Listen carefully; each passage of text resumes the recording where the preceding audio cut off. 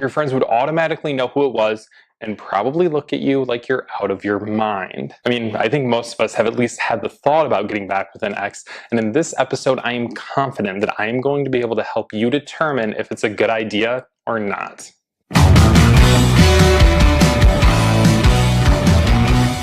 Hi, I'm Thomas, and I'm a sex researcher. In this episode, I'm going to help you decide if you should get back with your ex or not. But before I do that, I want you to go ahead and click that subscribe button down there, give this video a thumbs up, and then leave a comment when you're done watching. I love to get feedback and I would love to hear from you. But now back to helping you figure out if you should get back with your ex or not. And well, I'm going to use something that's a little bit different than what I usually do. I'm actually going to use a reality TV show to help you figure it out. Back with the Ex is a reality show that just premiered on Netflix in January, but actually came out about 6 months ago in Australia. And it is quite the roller coaster. I'm going to tell you a little bit about each couple and what their biggest strength is, what their biggest weakness is, how it all ended up for them, and then a little bit of a spoiler of where they are now. I did some research, I did some Instagram stalking. I'm not proud of it, but I kind of dove into that rabbit hole, but now I have a ton of information for you. So to start with, I have to tell you the premise of the show. It is 8 people, 4 couples, but they've broken up. One of them has contacted the show to try to get the other one to come on and see if they can still make it work. So they're going to spend 3 weeks together. They have an initial first date, then they spend 1 week at one of their homes, the other week at the other one's home, and they go on vacation together for a week, and then at the end decide if they actually want to give it another shot or not. So beginning with the worst, Meg and Jeremy. This is the couple that always fights. All the time. They could be having a great time and then 2 seconds later they're fighting and you don't even know what they're fighting about, and it's unclear if they know what they're fighting about. So the lowdown is they met when they were very young. I believe 14 and 17. This is from information I found on the internet, so there could be a little bit difference there. I don't know if that's legal or not in Australia, but we're just gonna roll with it. Anyway, they were off and on for 7 years. At one point, he leaves and goes away to travel. She's devastated, doesn't date anyone for a year. Then he comes back, they start dating, then he leaves again. So it's just a lot of back and forth. And now it's 3 years later, and he has decided that he wants to make it work with her again. So their first date, he shows up at the restaurant, and she just loses her mind right away. She can't be there, she has too much anxiety, she starts crying, she runs away. This becomes a theme throughout any argument they have. So this is the couple that fights all the time, but they love fighting. That is their biggest weakness, is that they simply can't get along. Now their biggest strength as a couple is their commitment. They are committed to being in this relationship, even though they are both miserable all the time. All the time. There's one episode where his friends are there and she comes out and he's just told his friends that he's going to try to make it work with her again, and his friends are pissed. So that is a big red flag. If you are thinking about getting back with an ex and none of your friends think it's a good idea, it's probably not a good idea. So their story ends with them going to Africa, having a great time, going to this beautiful dinner, and then fighting at dinner because they can't forgive each other for how they've hurt each other in the past. Not only can they not forgive each other, they can't even admit what they've done. They never take responsibility for their actions. So they have this beautiful dinner outside under the stars. She ends up getting upset and leaving, and he had just shaved his head because he wanted to impress her. This is kind of a theme throughout the show, a little bit of people trying to change themselves for the other person, which we'll get into that too. Also another red flag. And then they meet back the next day to decide if they're going to make it work or not. This is the weirdest scene ever. They sit next to each other, talk about how much they like each other and how much they want to be together, but that they both know that they make each other miserable. And then they end up hugging and saying that they're going to make it work. I don't know what they were thinking. So I did do some sleuthing online, and it looks like they broke up shortly after. I think the biggest takeaway from this couple: do not try to make it work with someone you don't get along with. The second worst couple is Lauren and Eric. So Lauren and Eric were together for 6 years. They also broke up 6 times within that period, and they only had sex 6 times the entire time they were together. Now, I'm not a religious man, but that is 3 sixes right in a row, and that is a sign. They are not good. But it is not her fault. Lauren seems great. She seems caring. She has her life together. She has confidence. She believes in herself. I don't think it was always this way, and she definitely says that it wasn't.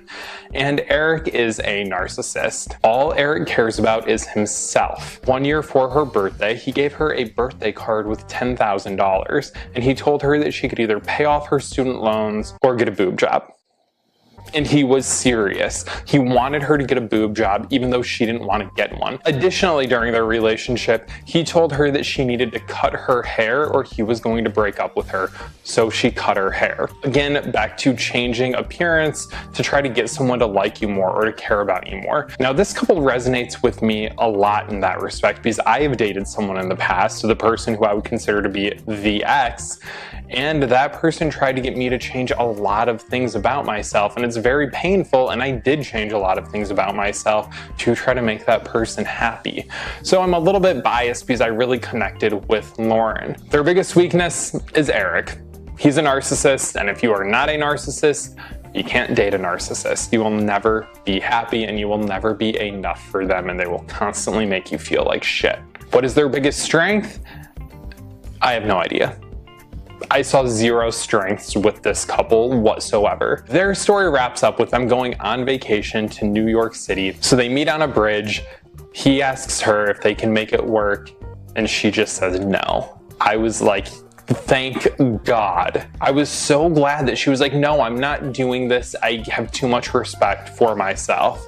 And they kind of just go their separate ways. And this really made me like her so much more. So of course I did some more research, and it looks like she is currently dating someone else and pretty happy with the photos that they post on her Instagram. The big takeaway from this couple is that if anyone asks you to change anything about yourself or threatens that if you don't change it about yourself, they're going to break up with you, leave them. That is a red flag, and that is not something that is going to change. We're now going to shift to the couples that seem to have it together a little bit more. And that first one is Kate and Cam. So Kate and Cam met in high school. They were together for 3 years, and then someone cheated, the trust was broken, and well, they broke up. The show does a really good job at setting it up so that it seems like he cheated, but it was her that cheated. And you find it out pretty quickly, but I was very surprised by this, just in how the setup was. She calls the show, she wants to give it another shot. So Cam shows up. Their personalities are very different, but they get along really well. She's a little bit more rigid, he's very goofy, but they kind of poke fun at each other and they laugh a lot, and they just have instant chemistry. Watching them interact together makes me smile. Their biggest strength is literally how well they get along. They seem like they're really good friends almost from the beginning. At one point in the show, all of the women that are in the couples go to dinner and meet each other. And one of the other women looks at Kate and says, you cheated on him before, clearly something was missing. Why do you want to try to make it work? How do you know that that thing isn't still missing that wasn't there before? And Kate doesn't have an answer. And I thought that that was really interesting because you were seeing it from the perspective of the person who did the cheating. And I think that is a good question. You know, if you cheated, why would you want to try again? If you made a mistake, have you guys worked on whatever it was that led you in that direction? Now, of course, their biggest issue is trust. There are multiple times throughout the show where she says, I need him to trust me, I need him to trust me, I need him to trust me. And she kind of wants it all to happen right now and just wants to be in control. They haven't moved past it yet. And that's something that if they were to stay together, was going to take some work and was going to take some time. And I'm not sure if she has the patience for that because she really wants to be able to move on now. They go on vacation together, I believe somewhere in Canada. It was the most boring location of all of them that they could have gone. Not that Canada's boring, but they just went and like played in the snow, which is actually kind of cute for them, I guess. So they meet up and they decide that they're gonna make it work. They want to be together and they want to try. So I did some more research. It's not always happy ever after. It looks like they moved in together, they tried, and then they broke up.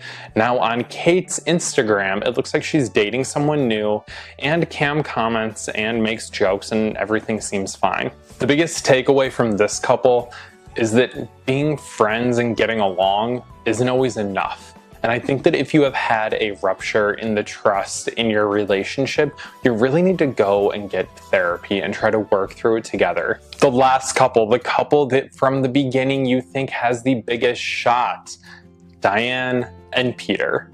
Diane and Peter are in their 50s and they met when they were in their 20s. They have not seen each other for 28 years. When they originally met, she was living in Florida, he was living in Australia. They dated for 2 years and just couldn't make the long distance work. In that period of time, they both got married, they had kids, and they both got divorced.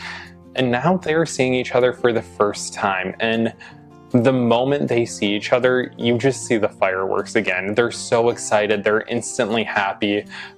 Diane might be one of my favorite people in the entire world. She is like this seems earthy, spirited person who is just positive all the time, but has a lot of beliefs about herself and what she wants out of life and isn't willing to sacrifice any of that. And Peter seems extremely easygoing and happy and passionate. And you just think like, okay, this is like the throwaway couple. This is the couple that is going to figure it out and the magical couple that's going to rekindle what they had in the past and everything's going to be perfect. They go skinny dipping together. They go hiking. They go grocery shopping. He cries in almost every episode. And it makes me wonder, like, what other emotional damage is there? What else is going on with this guy? And I'm not saying that there's anything wrong with crying. I cry, you probably cry, but every single episode.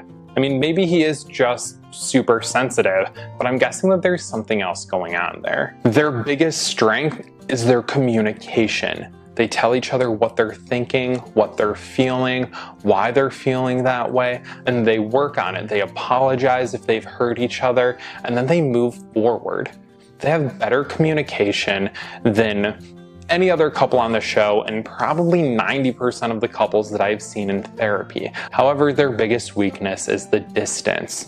She lives in North Carolina, he lives in Australia. In the last episode, for their vacation, they go to Paris, because of course they do.